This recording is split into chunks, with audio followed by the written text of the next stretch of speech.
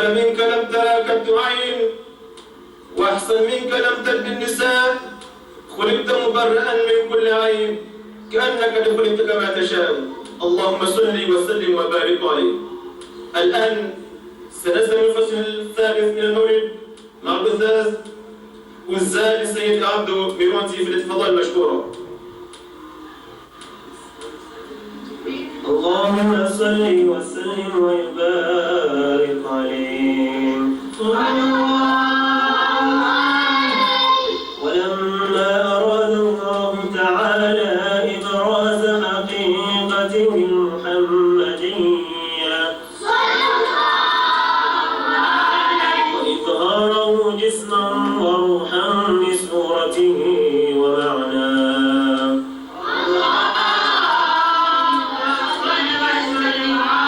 نقله إلى مقره من سلفة آمنة الزهرية، وخصها القريب المجيب بأن تكون أما لمصطفى.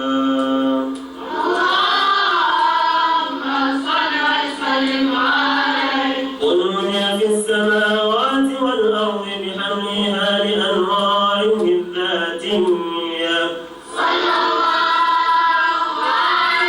وصبا كل صب لهبوب نسيم سبا،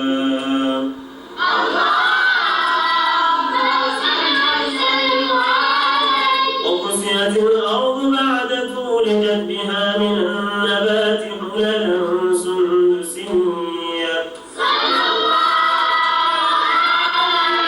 وأينعت الثمار وأدنى الشجر للجاني جناه،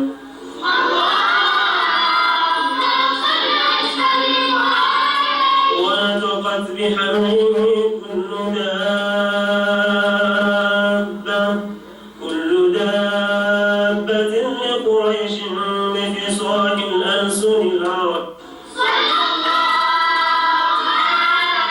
وخرت الأسرة والأسنان على الوجوه والأفواه،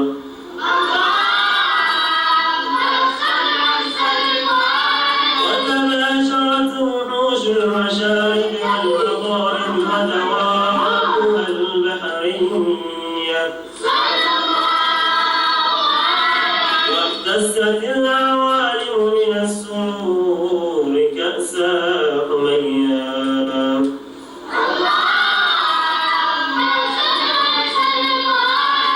وبشرت الجن بأذلال زمنه وانتهكت الكهانة ورهبت الرهبانية، وليج بخبره كل حبل حبل وفي هلا حسنه تام،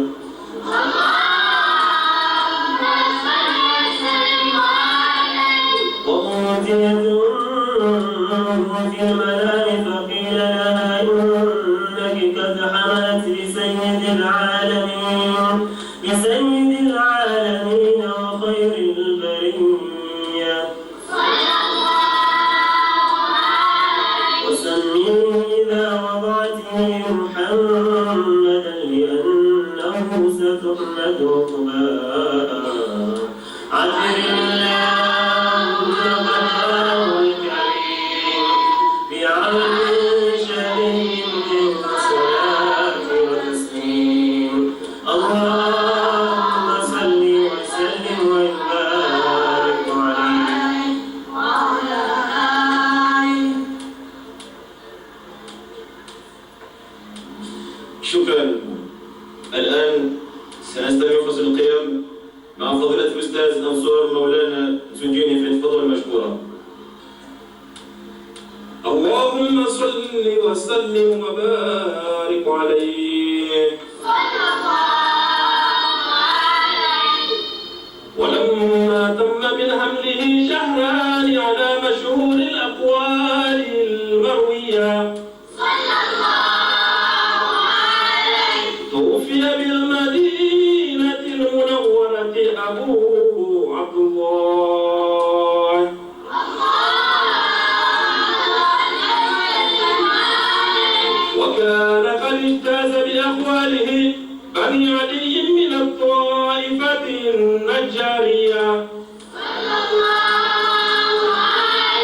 ومكث فيهم شهرا سقيما يعانون سقمه وشكواه.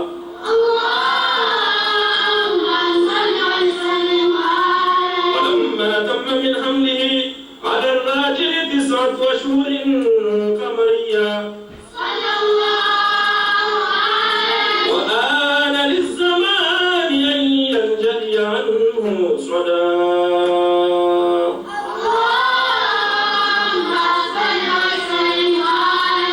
خبر أمه ليلة مولده آسيا ومريم في نسوة من الحظيرة القدسية وأخذها المخاض فولده صلى الله عليه وسلم نورا يتناله سنا.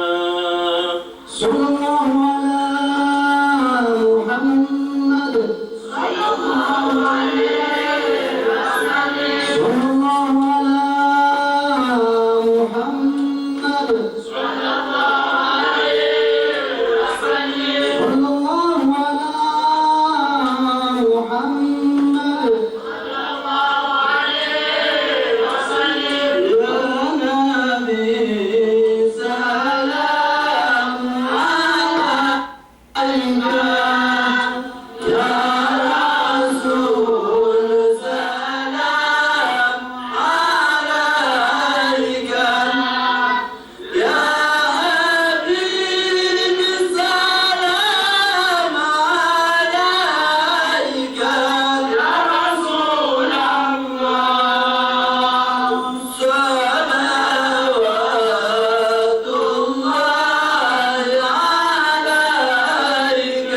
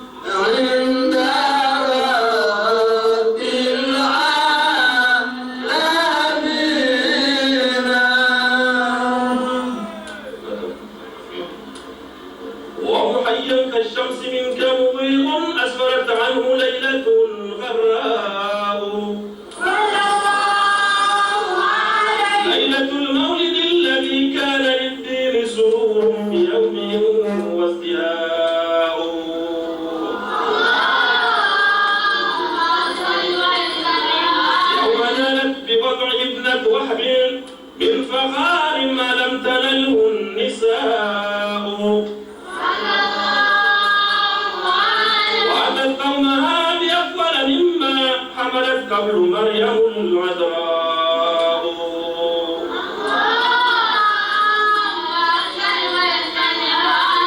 مولد كان منه في طالع الكفر وبال عليهم ووباء. وتوالت بشرى الهواتف عند المصطفى وحق الهناء.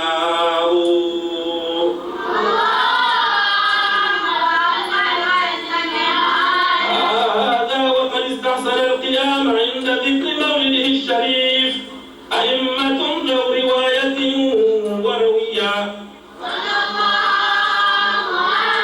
فتوبى ثم توبى لمن كان تعظيمه صلى الله عليه وسلم غاية منامه ومرماه. عبر اللهم قبره الكريم بعرض شديد من صلاة وتسليم. اللهم صل وسلم وبارك عليه.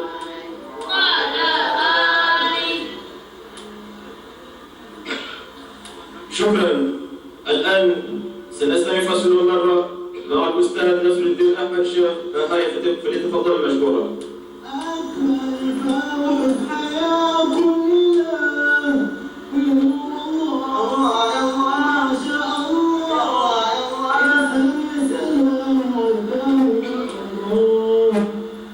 اللهم صل وسلم وبارك عليه. صلى الله عليه وسلم بقليل على أم معبد الخزاعية وأراد ابتيالا من أو لبن منها فلم يكن خباؤها لشيء من ذلك قد حواه.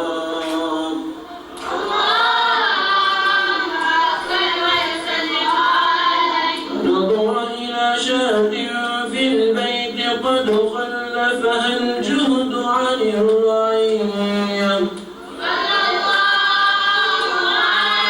فاستأذنها في حلبها فأذنت وقالت لو كان بها حلب لأصبناه.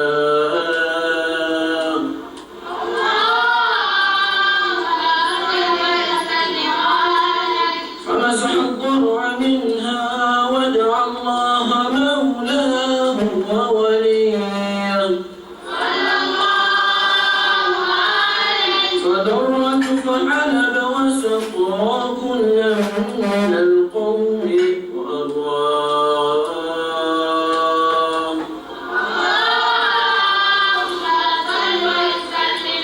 ثم حلب وملأ الإناء وغداه لديها آية جلية. وجاء أبو معبد ورأى اللبن فذهب به العجم إلى أقصاه.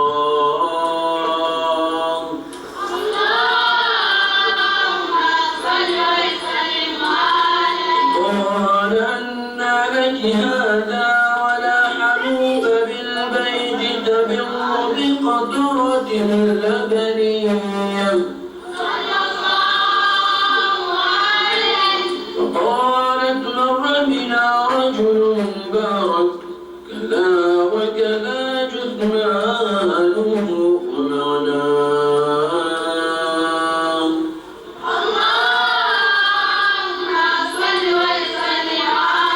قال هذا صاحب قريش وأقسم بكل آلية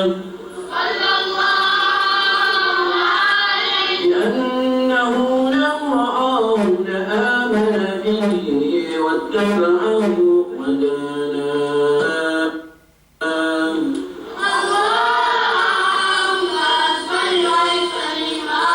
وقدم صلى الله عليه وسلم المدينة يوم الاثنين 12 شهر ربيع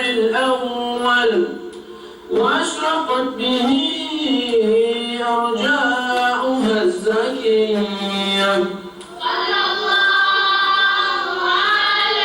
وتلقاه الأنصار ونزل بقباء وأسس مسجدها على التقوى عظم اللهم قبره الكريم بعد شديد من صلاة وتسليم اللهم صل وسلم وبارك عليه وعلى آله.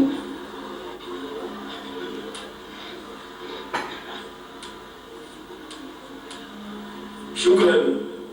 محمد أشرف الأعراب والعجم، محمد خير من يمشي على قدمه، اللهم صل وسلم عليه. الآن سنستمع الشمائل الأولى مع فضيلة الأستاذ أحمد إسلام حنسابه فليتفضل مشكورا.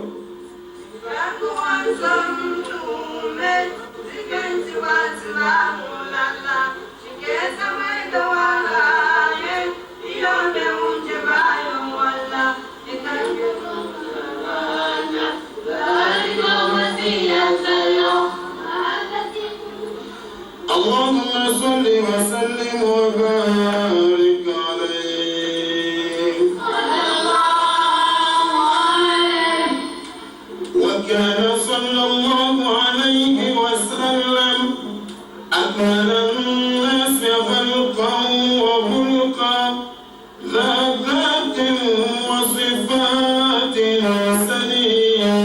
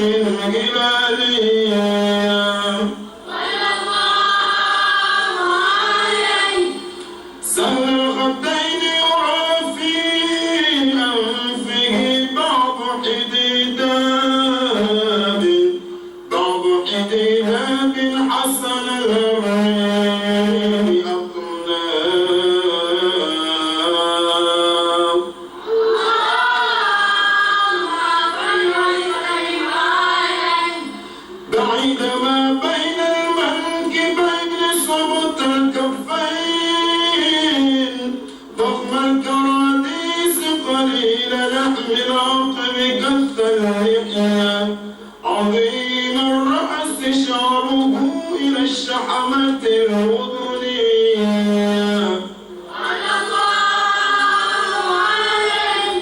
وبين كتفيه خاتم النبوة قد عمه النور وعلاه.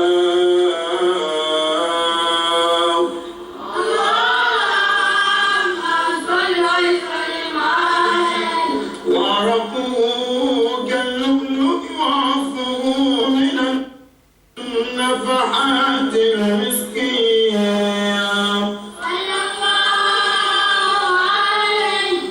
ويتكفأ في مشيته كأنما ينحت من صمم